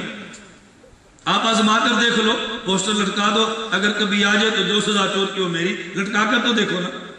میں آپ پنجاب میں تو بیانات کرتے ہیں تو میں ساتھی سے کہتا ہوں بھئی ہمارا ایک تعویذ لے لو، یہ تعویذ دکان پہ لٹکا دو، کبھی تمہاری دکان پر خناس نہیں آئے گا، کبھی دکان پر خناس۔ دیکھو آپ تعویذ لیتے ہیں جن سے بچنے کے لیے، بھوت سے بچنے کے لیے، جو سے بچنے کے لیے، ہمارا تعویذ لے لو خناس سے بچنے کے لیے۔ پھر ساتھی باہر جا کر پوچھتے ہیں مولوی صاحب کا تعویذ کدھر ہے؟ انہوں نے کہا یہ پوسٹر پڑا ہوا ہے مکے مدینے والوں سے اہل حدیثوں کے شدید اختلاف۔ اسے کو تم کہتے ہو مدینے والے ہیں، یہ مولوی کہتے ہیں اختلاف ہے، اس کا جواب تو دو، دوبارہ تمہاری دکان پر انشاءاللہ کبھی نہیں آئے گا۔ ایک ہوتا ہے شیطان، ایک ہوتا ہے خناس، ایک ہوتا ہے شیطان اور ایک ہوتا ہے خناس۔ یہ میں ہر مجلس پہ بات سمجھانے کی کوشش کرتا ہوں۔ شیطان کہے گا روزہ نہیں رکھنا، خناس کہے گا تو نے روزہ نہ رکھا تو لوگ کہ بہت بے ایمان ہے، روزہ نہیں رکھتا، روزہ رکھ لے لیکن سورج غروب ہونے سے 1 منٹ پہلے توڑ دے گا۔ اہل حدیث ایسے کرتے ہیں، ابھی اذان کا وقت نہیں ہوتا اذان دے دیتے ہیں، تو شیطان روزہ رکھنے نہیں دیتا اور خناس روزہ آخر تک جانے نہیں دیتا۔ شیطان کی مان لیتے چلو پیٹ بھر کے کھاتے تو صحیح نا، خناس کی مانی ہے دنیا میں بھوکے رہے آخرت کے اندر بھی جاننا ملی۔ شیطان کی مانتے روزہ نہ رکھتے بعد میں قضا کر لیتے، خناس کی مانی ہے 1 منٹ پہلے توڑا ہے اب 60 روزے کفارے میں رکھنے پڑے گے۔ تو شیطان کی سزا محنت خطرناک ہے، خناس کی خطرناک نہ۔ شیطان تمہیں کہے گا، شیطان کہے گا زنا کرو، خناس کہتا ہے نا زنا نہ کرنا، لوگ کہتے ہیں کتنا نیک آدمی ہے اس کی داڑھی ہے اور یہ زنا کرتا ہے، یہ نہ کرنا، پھر کیا کروں بیوی کو 3 طلاق دے کے پھر رگ لو، تو یہ زنا ہے نکاح ہے؟ بولو ساری عمر کا زنا، اور ایسا زنا نکاح کہہ کے زنا جس میں تو کفر کا خطرہ۔ تو ایک محنت شیطان کی اور ایک محنت خناس کی ہے۔ خیر وہ اس کا میرا جانا شروع ہوا، غیر مقلد گیا، انہوں نے کہا میں تمہیں عشر نہیں دوں گا، کیوں؟ انہوں نے کہا مجھے مولانا گھمن صاحب نے کہا۔ اب غیر مقلد عشق طیبہ کا مجاہد الدعوہ کا کہنے لگا، انہوں نے کہا چلو عشر نہیں دیتے، ایک مسئلے پر مجھ سے بات کرو۔ انہوں نے کہا کس مسئلے پہ؟ انہوں نے کہا تم رفع دین جو نہیں کرتے؟ اس نے کہا نہیں کرتے۔ کہتے ہیں رفع دین پہ دلیل دو۔ وہ بوڑھا کیونکہ میری کیسٹیں سنتا تھا، میں اللہ کے ذات پہ بھروسہ کر کہتا ہوں آپ میری کیسٹیں سننے کا اہتمام ذرا کرو، سیڑھیاں دیکھ لو، تم ذاکر نائک کے صحت سے نجات پا جاؤ گے۔ جو ہماری سیڑھیاں دیکھتے ہیں نا وہ ذاکر نائک کو بھول جاتا ہے، ہمارے دلائل سنے نہیں ہے، ذاکر نائک پہ فریفتہ ہوتے ہیں۔ اس نے کہا کہ میں دلیل کیوں دوں؟ انہوں نے کہا تم رفع دین جو نہیں کرتے دلیل دو۔ وہ بوڑھا ان پڑھ بابا جٹ جفا مارتے ہوئے کہنے لگا، اس نے کہا رفع دین جو کرتا ہے دلیل وہ دے گا، میں نہیں کرتا، میں دلیل کیوں دوں گا؟ جو نہیں کرتا دلیل اس کے ذمے نہیں ہے، جو کرتا ہے دلیل اس کے ذمے ہے۔ بغیر مقلد کہنے لگا 70 صحابہ سے رضی اللہ عنہم رفع دین کرنا ثابت ہے، 70 صحابہ سے ہم اس لیے کرتے ہیں۔ اس بابے نے پنجابی میں پوچھا صحابہ دی تعداد کتنی ہے؟ انہیں کہ 24,000، انہیں کہ 70 تیرے منے باقی میرے منے۔ یہ پشتو سمجھ گئے؟ انہوں نے کہا صحابہ کی تعداد کتنی ہے؟ کہ 1,24,000، اس نے کہا 70 تیری طرف باقی میری طرف۔ تو جہاں یہ جائیں گے وہاں میں بھی چلا جاؤں گا۔ اب دیکھو دلیل نہیں جٹ جفا تھا نا، لیکن اس سے جواب کوئی نہیں بن پڑا۔ کبھی دلیل کام دیتی ہے، کبھی جٹ جفا کام دیتا ہے۔ میں خیر بتا یہ رہا تھا توجہ، مولانا عالم ضرور ہے لیکن مناظر نہیں ہے، عالم ہونا اور بات ہے، مناظر ہونا اور بات ہے۔ میں اس بابے کے یہاں چلا گیا، مجھے وہاں کے سادہ لے کر گئے، وہاں بات چل پڑی۔ مجھے بابا کہنے لگا عذاب و ثواب قبر نہیں مانتا۔ میں نے کیوں نہیں مانتا؟ کہتا ہے قرآن میں نہیں ہے۔ میں نے کہا قرآن میں موجود ہو تو مان لے گا؟ مجھے کہتا ہے جی مان لوں گا۔ میں نے کہا قرآن کریم میں ہے یثبت اللہ الذین آمنوا بالقول الثابت فی الحیات الدنیا وفی الآخرہ۔ اللہ فرماتے ہیں میں اہل ایمان کو کلمہ لا الہ الا اللہ محمد رسول اللہ کی وجہ سے دنیا میں بھی ثابت قدم رکھتا ہوں، قبر میں بھی ثابت قدم رکھوں گا۔ مجھے اس نے کہا آپ نے غلط ترجمہ کیا۔ میں نے کہا کیوں؟ کہتے ہیں آخرت کا لفظ ہے، یا تو قبر کا لفظ ہی نہیں ہے، آپ نے قبر ترجمہ کیسے کر دیا؟ میں نے کہا آخرت کسے کہتے ہیں؟ کہتے ہیں جی موت کے بعد آخرت ہے۔ میں نے کہا کب تک؟ کہتے ہیں حشر تک یہ آخرت، اس کے بعد آخرت ہے۔ میں نے کہا لفظ تجھ پہ نازل ہوا؟ کہتے ہیں نہیں۔ میں نے کہا کس پہ نازل ہوا؟ میرے اوپر۔ کہتے ہیں نہیں۔ میں نے کہا یہ آخرہ کا لفظ کس پہ نازل ہوا؟ کہتے ہیں اللہ کے نبی پہ۔ تو میں نے کہا جس نبی پہ اترا ہے اس نبی سے معنی پوچھ لیتے ہیں، اگر نبی یہاں پہ کا معنی कब्र करे तो बात मेरी ठीक है, अगर आखिरत का माना यहाँ नबी हशर करे तो बात तेरी ठीक है। मुझे कहता जी क्यों? मैंने कहा जब उतरा लफ्ज नबी पे है तो माना नबी से पूछेंगे। मैंने कहा मिसाल दे तो बाबा जी मुझे बता उम्मुन का माना क्या है? कहता जी उम्मुन का माना माँ है। मैंने कहा मैं कुरान की आयत पढ़ता हूँ, उम्मुन का माना माँ करके दिखा। कहता जी कहाँ पर? मैंने कहा कुरान करीम में है, फअम्मा मन सक़लत मवाज़ीनुहु फ़हुव फ़ी ईशतिन राज़िया वअम्मा मन ख़फ़्फ़त मवाज़ीनुहु फ़उम्मुहु हाविया। जिसके गुनाह ज्यादा है उसकी माँ का नाम हाविया है। मुझे कहते हैं नहीं नहीं, यहाँ तो उम्मुन का माना ठिकाना है, उसकी माँ उसका ठिकाना जहन्नम है। तो मैंने कहा तू कहते उम्मुन का माना माँ है, अभी तूने उम्मुन का माना ठिकाना किया तो पता चला हमेशा उम्मुन का माना माँ नहीं होता। मैंने कहा तूने ठिकाना किया, मैं कुरान की आयत पढ़ता हूँ, लफ्ज़ उम्मुन होगा और माना ठिकाना भी नहीं होगा। कहते हैं कौन सी आयत है? मैंने कहा कुरान करीम में है, वल्लज़ी अंज़ला अलैकल किताब मिन्हु आयातुन मुहकमातुन हुन्ना उम्मुल किताब। कुरान करीम कहता है तो इसका माना ठिकाना कर। कहते इसका माना ये है, असल और बुनियाद ये है। तो मैंने कहा पता चला कभी उम्मुन का माना माँ है, उम्मु सिद्दीका, कभी उम्मुन का माना ठिकाना है, उम्मुहु हाविया, कभी उम्मुन का माना असल है, हुन्ना उम्मुल किताब। उम्मुन में माँ, उम्मुन का माना कहा माँ करेंगे, कहा ठिकाना करेंगे, कहा ये माना करेंगे। मैंने कहा कौन बताएगा? कहता है नबी बताएगा। मैंने कहा मसला हल हो गया कि जब लफ्ज नबी पे उतरा है तो माना भी नबी करेगा। युसब्बितुल्लाहुल्लज़ीना आमनु बिलक़ौलि साबित फिल हयातिद दुनिया व फिल आखिरह। अगर आखिरत का माना या नबी हशर करे तो मैं मान ले, तो नबी कब्र करे तो तू मान ले। मुझे कहता जी बिल्कुल ठीक है। उसको लफ्ज़ हदीस से चढ़ती, मैंने हदीस की बात ही नहीं की। उसने मौलाना से कहा मुझे कुरान से पेश करो, मौलाना हदीस पढ़े। वो कहता है मैं हदीस मानते ही नहीं हो। मैंने लाना हदीस पे था लेकिन हदीस के लफ्ज़ से नहीं लाना था, उसको हदीस के लफ्ज़ से चिढ़ता था, लेकिन मैं हदीस पे ले आया ना। मैंने कहा सुन्नत भी दो मेरे पास मौजूद है। बरा बिन आज़िब रज़ी अल्लाह अन्हु फरमाते हैं कि जब बंदा कब्र में जाता है फरिश्ता पूछता है मन रब्बुक मन नबियुक मा दीनुक, बता तेरा रब कौन है, तेरा नबी कौन है, तेरा दीन क्या है? वो कहता है रब्बी अल्लाह, मेरा रब अल्लाह है, नबी की मोहम्मद सल्लल्लाहु अलैहि वसल्लम, मेरे नबी हजरत मोहम्मद है, दीन यल इस्लाम, मेरा दीन इस्लाम है। फयुनादी मुनादी मिनस समा, फरिश्ता ऐलान करता है अफ्रिशूलो मिनल जन्नत, जन्नत का बिछौना दो, अल्बिसूलो मिनल जन्ना, जन्नत का लिबास दे दो, वफ्तुल बाबन इलल जन्ना, जन्नत के दरवाजा खोल दो, फयाती मिन तीबिया वरोहिया, जन्नत की खुशबू हवा इसकी जगह पे पहुंचती है। अल्लाह के नबी ने फरमाया। और अगर फिर फरिश्ता कहते हैं नम कनौमतिल अरूसे, नम कनौमतिल अरूसे, ये सुन अभी दाऊद में नहीं है लेकिन दीगर रिवायात में है कि नम कनौमतिल अरूसे, आज पहली रात की दुल्हन की तरह सो जा। पहली रात की दुल्हन की तरह मुझे बयान किया, एक मसला में पढ़ा रहा था, तालिब इल्म की चिट आई, पहली रात दुल्हन सोती भी है। हदीस में क्या नम कनौमतिल, पहली रात की दुल्हन की तरह सो जा। तो चेटाई क्या पहली रात दुल्हन सोती भी है? मैंने कहा सोती है अपना काम मुकम्मल करके। मैं हंसाने के लिए बात नहीं करता, मैं तो लतीफा को मौलवी नहीं हूं। आप मेरे सैकड़ों बयान सुन ले, मेरे बयान में आपको लतीफे नहीं तो बेहुदा लतीफे तो बहुत बात की बात। मैंने कहा दुल्हन सोती है मगर अपना काम मुकम्मल करके। तवज्जो, फरिश्ते ने पूछा मान रब्बो मान नबियो मा दीनो, जब काम मुकम्मल हो गया नम, अब सो। नहीं समझे? जैसे काम मुकम्मल हुआ वो सो गई, अब काम मुकम्मल है अब तू सो जा। तवज्जो, मैं उलमा को ये बात कहता हूं, तवज्जो रखना मेरी बात पे। हजूर ये भी फरमा सकते थे नम सो जा, ये क्यों फरमाया कनौमतिल उरूस से दुल्हन की तरह सो जा? ये नबी ने इसकी नींद को दुल्हन से तशबीह क्यों दी है? तवज्जो रखना, मेरे नुक्ते पे गौर करना। हजूर ने दुल्हन के सोने से तशबीह क्यों दी है? एक खानदान की औरत को तेरा दिल करता है देखे, तू नहीं देख सकता। दिल करता है मैं बात करूं, नहीं बात कर सकता। दिल करता है मैसेज करूं, नहीं कर सकता।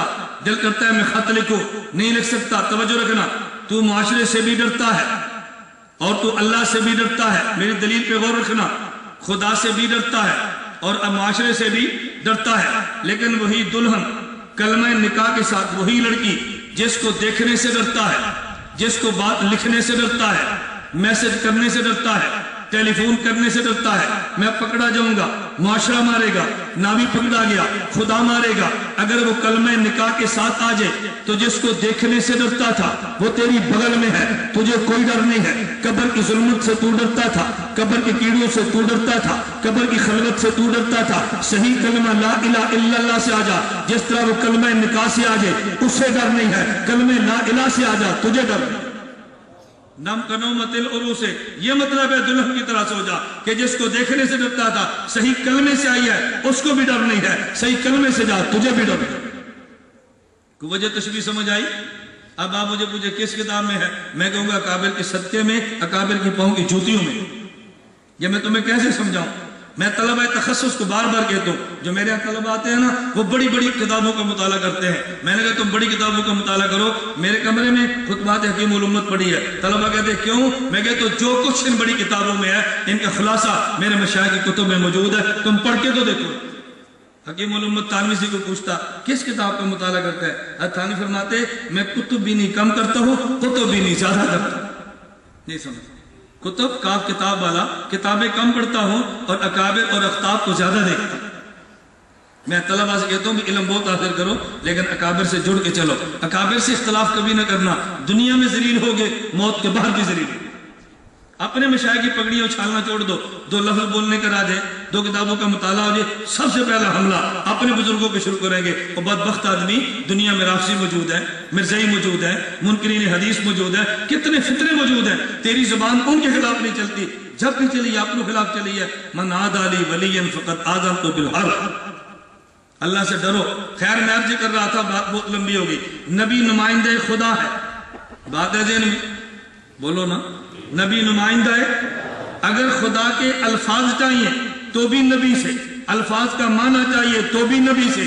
آج جھگڑا ہی یہ ہے، ادھر قادیان والے نے کہا لفظ نبی سے، معنی قادیان کا۔ غلام احمد پرویز کہتا ہے لفظ مدینے والے سے لیں گے، معنی لاہور سے لیں گے۔ ذاکر نائک کہتا ہے لفظ مدینے سے لیں گے، معنی بمبئی سے لیں گے۔ دیوبند والے کہتے ہیں لفظ بھی مدینے والے سے لیں گے اور معنی بھی مدینے والے سے لیں گے۔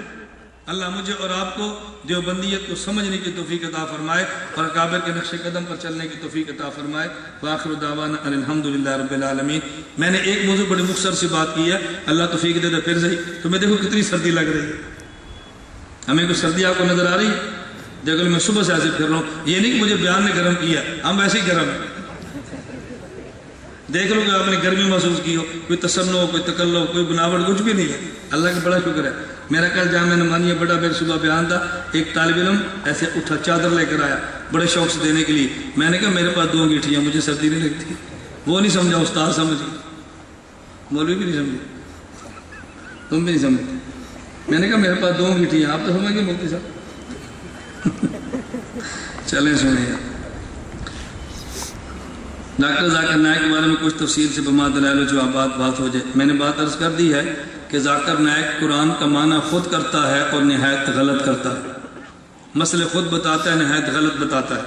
ذاکر نائک یہ بات کہتا ہے کہ صدیق حضرت عمر بن خطاب رضی اللہ تعالی عنہ نے 3 طلاق کے 1 ہونے کا فتویٰ، حضرت عمر بن خطاب نے 3 طلاق کے 3 ہونے کا فتویٰ دیا تھا۔ ہم عمر بن خطاب کی تحقیقات کو احادیث کی روشنی میں دیکھیں گے، اگر ٹھیک ہوئی تو مان لیں گے، نہ ٹھیک ہوئی تو نہیں مانیں گے۔ میں نے کہا جس حضرت عمر کو نبی نے معیار حق بنایا اس کو تم چیک کرو گے، یہی جرم مودودی کا ہے، وہ صحابہ کو معیار حق نہیں مانتے اور یہ بدبخت خلیفہ راشد کو معیار حق نہیں مانتے۔ یہ چھوٹا جرم ہے، نہیں سمجھے؟ یہ چھوٹا جرم ہے کہ عمر کو میں چیک کروں گا جن کے بارے میں نبی کا فیصلہ کیا ہے، ان اللہ جعل الحق علی لسان عمر و قلبہ۔ عمر دیکھتے بھی سوچتے بھی ٹھیک ہے، عمر بولتے بھی ٹھیک ہے۔ ذاکر نے کہتا ہے میں چیک کروں گا کہ ٹھیک بولے ہیں یا نہیں بولے۔ نبی فیصلہ فرما رہے ہیں، ذاکر نائک اس کو چیک کر رہے ہیں، کس قدر بدبختی کی بات ہے۔ میں نے اس لیے کہا ذاکر نائک مسائل نہایت غلط قسم کے پیش کرتا ہے اور عام بندہ سمجھتا ہے ذاکر نائک بہت بڑا محقق ہے۔ میں نے آج ہی بتایا تھا کہ ذاکر نائک سے ایک بندے نے پوچھا کچھوے اور مینڈک کا کیا حکم ہے۔ ذاکر نائک سے جن کو عقیدت ہے نا، وہ ذاکر نائک فتوے پر آج عمل کرے ذرا، پھر اس کو فون کریں کہ ہم نے تیرے فتوے پہ عمل کیا۔ پوچھا مینڈک کچھوے کا کیا حکم ہے، ذاکر نائک کہتے ہیں قرآن کریم میں ہے لحمن طریہ، گوشت فریش ہونا چاہیے، خواہ مچھلی کا ہو خواہ مینڈک ہو۔ کبھی آپ کا مہمان آئے نا تو پھر آپ مینڈک بھون کے رکھ دیا کریں، پوچھے کیوں، کہنا ڈاکٹر ذاکر نائک کا فتویٰ ہے۔ دیکھو بندے کو کراہت آتی ہے اور وہ اس کا اسٹیج کے اوپر فتویٰ دیتا پھر۔ میں نے اس لیے کہا کہ ذاکر نائک، اس نے کہا جی 3 طلاق 1 ہوتی ہے۔ ذاکر نائک سے پوچھا دلیل کیا ہے، کہتے اس لیے کہ اس نے غصے کی حالت میں چونکہ دی ہے اس لیے ہم نے 3 کو 1 کہہ دیا۔ تو میں نے کہا کیا اس کو بغل میں رکھ کے بیوی کے بوسے لے کر طلاق دینی ہے؟ تو مجھے بہت اچھی لگتی ہے تجھے 3 طلاق نہیں، جب طلاق دیں گے تو بیوی کو پیار کر کے طلاق دیتے ہیں، غصے میں دیتے ہیں؟ کیسا بیوقوف آدمی۔ میں نے کہا دنیا میں 3 جوتے مارو تو 3 ہوتے ہیں، 3 گولیاں مارو 3 ہوتے ہیں، 3 بندے قتل کرو تو 3 ہوتے ہیں، اور غصے میں 3 طلاق دو تو 1 ہوتی ہے۔ یہ صرف طلاق کا معاملہ دنیا سے الگ تم نے کیوں کیا؟ کہتے ہیں بہت عقل مند ہے۔ عقل مند ہے یا بیوقوف ہے؟ مولانا امین اکاڑوی رحمۃ اللہ علیہ کا مناظرہ تھا غیر مقلدین سے، اور اوپر سے انہوں نے فون کر دیا پولیس کو، SHO آ گیا، اس نے کہا جی مناظرہ نہیں ہوگا۔ مولانا فرمایا ہوگا تو سالس بند ہمارا فیصلہ کر۔ SHO کہنے لگا اگر تم نہ مانے میں جوتیاں ماروں گا، مناظرہ ختم کرا دوں گا۔ مولانا امین اکاڑی فرمانے لگا مجھے منظور ہے، مجھے بھی جوتیاں مار، اس اہل حدیث مولوی کو مار، مجھے 3 مار تو 3 کہنا، اس کو 3 مار تو 1 کہنا، اس کو 9 مار، اس کو 9 مار، مجھے 3 مار، مجھے 3 مارو تو 1 3 کہنا، اس کو 3 مارو تو 1 کہنا۔ کہتے کیوں؟ انہوں نے فرمایا یہ بات اس کو نہیں سمجھ آ رہی، اب یہاں ذاکر نائک ہے اس کے ساتھ یہی کرو اس کو بھی سمجھ آ جائے۔ کہتے ہیں عقل مند ہے، بتاؤ عقل مند ہے بیوقوف ہے؟ اس لیے میرا کرک والوں کو مشورہ ہے اگر آپ نے مسئلہ پوچھنا ہو لفافے میں بند کریں اور دارالفتہ بھجوا دیں، یہاں کرک میں کسی مدرسے میں یا کون کون دارالفتہ مجھے نہیں پتا، یہاں بھجوا دیں، اور جب آپ نے پیشاب پخانہ چیک کرنا ہو اس کو تھیلی میں ڈالیں اور بمبئی بھجوا دیں، کیونکہ ذاکر نائک مفتی نہیں ہے، MBBS ڈاکٹر ہے، PhD ڈاکٹر نہیں ہے، MBBS ڈاکٹر ہے۔ MBBS ڈاکٹر کے ذمہ کیا ہے؟ مسانے چیک کرنا، پیٹ چیک کرنا، نبض چیک کرنا، کوئی اور چیک کرنا اس قسم میں، تو جو اس کے ذمہ اس سے چیک کراؤ، جو مولوی کے ذمہ ہم سے چیک کراؤ، مسئلہ ہمیں چیک کراؤ، پیشاب خانے سے چیک کراؤ، ہمارا کام ہم سے لو، اس کا کام اس سے لو، ڈاکٹر ذاکر نائک ٹھیک ہو جائے گا، وہ خود مریض ہے بیچارہ تو ٹھیک ہو جائے گا انشاءاللہ۔ مولانا فضل الرحمان اور تمام سیاسی علماء کو علماء سو کہنے والے کا حکم کیا ہے؟ حکم اور سے نہ پوچھا کریں، ہم جمعیت کے حضرات کو اپنا قائد سمجھتے ہیں، اور خدا گواہ ہے میری دیکھیں بات ویڈیو پر ریکارڈ ہو رہی ہے اور چند دیر بعد اس سے نیٹ پہ چڑھ کے پوری دنیا میں چلے جائیں۔ یہ جو بیان یہاں ہو رہا ہے نا، اس بیان نے پوری دنیا میں چلے جانا، یہاں کرک میں نہیں رہنا۔ ہمارا میڈیا آپ hanafmedia.com ذرا نیٹ پہ جا کے دیکھیں، پھر اندازہ کو ہمارا میڈیا سروس کتنا تیز ہے الحمدللہ۔ میں کہتا ہوں جمعیت علماء اسلام ہم سب دینی اور سیاسی دیوبندی جماعتوں کے لیے ماں کی حیثیت رکھتی ہے۔ جمعیت کو میں اپنی بات کہتا ہوں، میں جمعیت کو یوں سمجھتا ہوں کہ جیسے عام جماعتوں کے لیے ماں کی حیثیت ہوتی ہے، ہمیں جمعیت کو اس وقت یاد آتی ہے جب مشکل میں پھنستے ہیں، جب پھنستے ہیں جمعیت یاد آتی ہے، ہمارے پنجاب میں بھی آپ میں بھی۔ اب میں ساری مثالیں دوں گا تو بعض یہاں جہالے بیٹھے ہوں گے وہ غلط میسج نقل کر دیں گے کہ مولانا نے یہ بات کی ہے، جب بھی ضرورت پڑی ہے۔ گزشتہ سال ربیع الاول میں فیصل آباد بہت بڑا حملہ ہوا، مولانا ضیاء القاسمی رحمۃ اللہ علیہ کی لائبریری کو جلایا، گھر کو جلایا، قبر کو جوتے مارے، سب کچھ ہوا۔ مولانا زید محمود مولانا قاسمی کے بیٹے پہ پرچہ ہوا، وہ جیل میں چلے گئے۔ اب کون کام آئے؟ مولانا فضل الرحمان۔ لال مسجد کا قضیہ پیش آیا، جامع فریدیہ بند ہو گیا، پھر کون کام آیا؟ مولانا فضل الرحمان صاحب۔ مولانا آدم طارق شاہ شہید رحمۃ ہڑتال کی جیل میں، ہڑتال 40ویں دن میں داخل ہو گئی تو کام کون آیا؟ مولانا فضل الرحمان۔ جب حکومت پالیسی بناتی ہے مدارس کو گرا دو، پھر کون یاد آتا ہے؟ جب حالات ٹھیک ہو گئے، بے دین ہے، سیاستدان ہے، شریعت کا پتہ ہی نہیں ہے، گٹھ جوڑ کیا ہوا ہے۔ جب کام نکل گیا تو گٹھ جوڑ ہے، اور جب کام پڑ گیا پھر وہاں دوڑ جاتے ہیں۔ یا تو پھر آخر تک لڑو نا، مرو تب بھی نہ جاؤ۔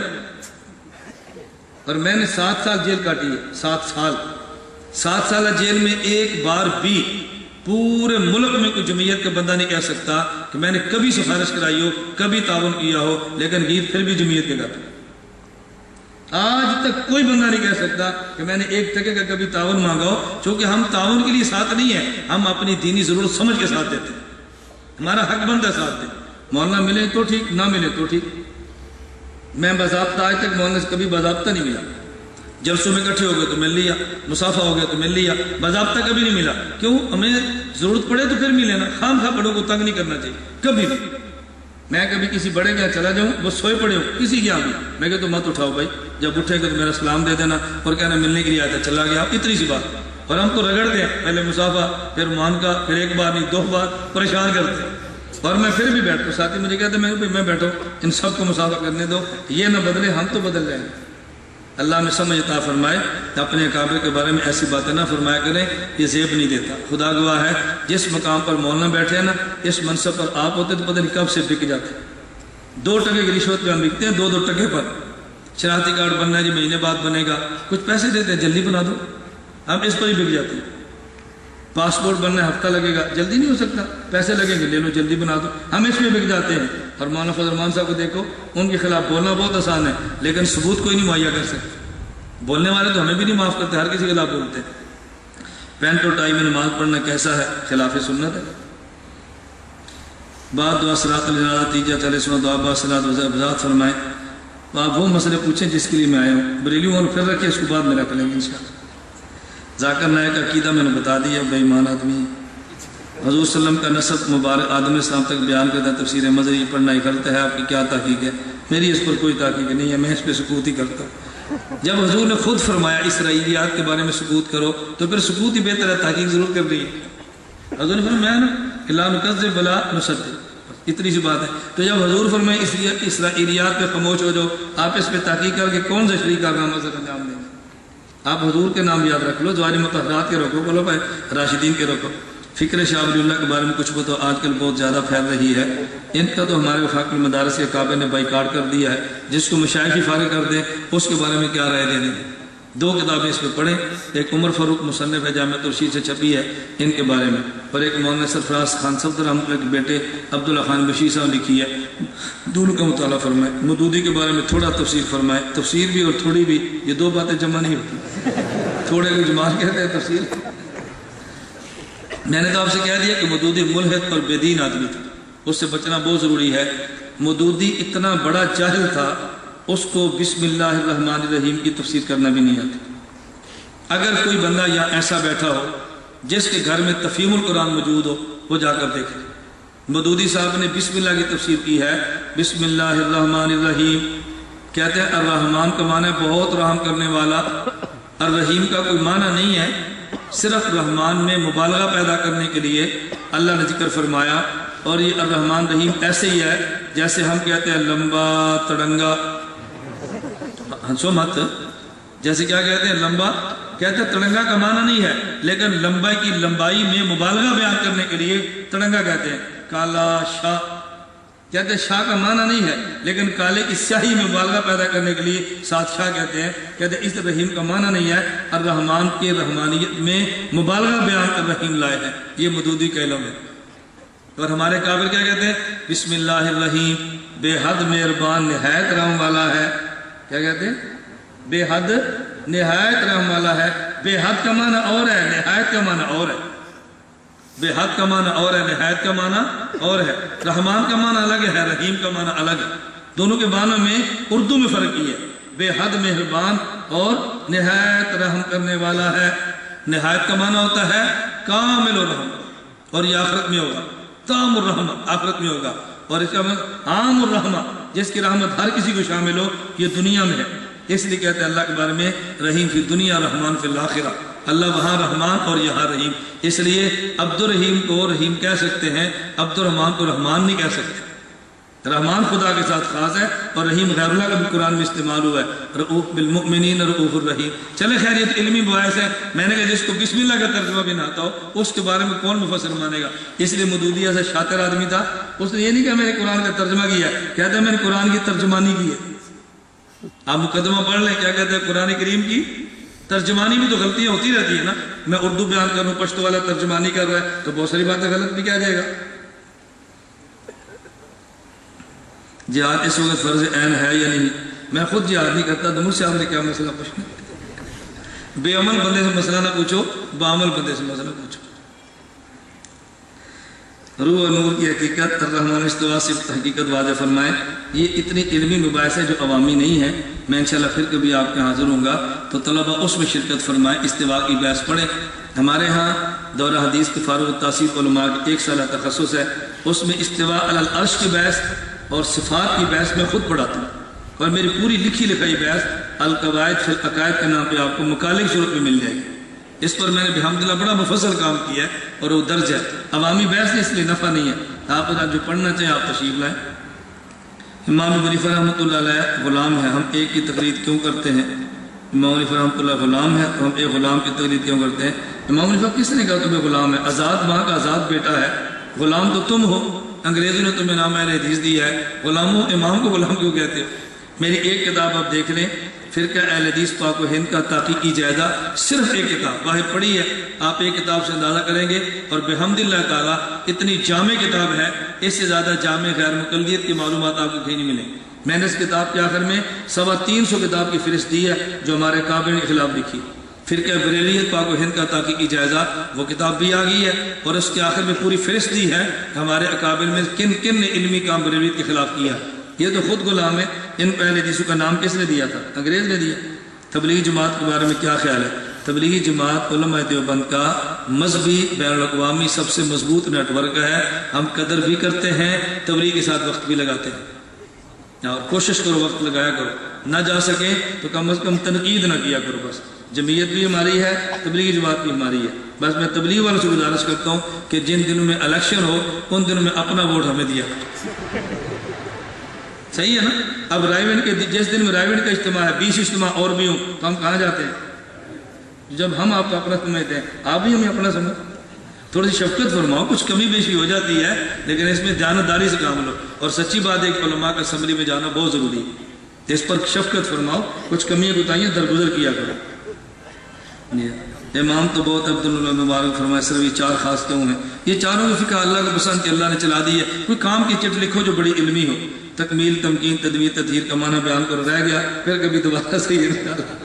میں نے کہا دین مکمل حضور نے فرمایا، اور دین کو جگہ صحابہ نے دی ہے، دین کو لکھا ابو حنیفہ رحمۃ اللہ علیہ نے، اور دین میں جو فتنے آئے ان سے دین کو پاک علماء دیوبند نے کیا۔ قادیانیوں کے بارے میں میرے رشتہ دار ہیں، قادیان سے رشتہ داری کرنا بہت بڑا جرم ہے۔ قادیانیوں کو تو ہم بھی کافر کہتے ہیں، پاکستان کی اسمبلی میں بھی کافر کہہ دیا ہے، ان کے خلاف تو کام کھل کے کرنا چاہیے۔ اللہ ہم سب کو دین کی محنت کے لیے قبول فرمائے۔ دعا سے فارغ ہونے کے بعد میں آپ سے گزارش کروں گا، ہمارا لٹریچر سیڈیاں پوسٹر باہر موجود ہیں، جو حضرات لینا چاہیں وہاں سے لے لیں۔ درجہ خامسہ اول نمبر ظفر اللہ شاہ زمین خان بلند خیل ٹھل، دوم نمبر محمد سعد رشیدین سروڈاگ، سوم نمبر میر عباس خان نواز خان، درجہ رابعہ اول طارق عثمان سپین بادشاہ فقیر آباد کا